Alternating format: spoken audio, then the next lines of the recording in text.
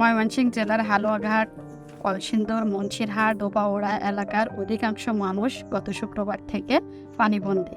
এর পরিস্থিতিতে আমাদের পক্ষ থেকে গতকাল আমরা ত্রাণ কার্যক্রম অব্যাহত রেখেছি এবং আজকে সারাদিনে আমাদের ত্রাণ কার্যক্রম চলমান আছে। আমরা আগামীতেও ত্রাণ কার্যক্রম চালিয়ে যাব।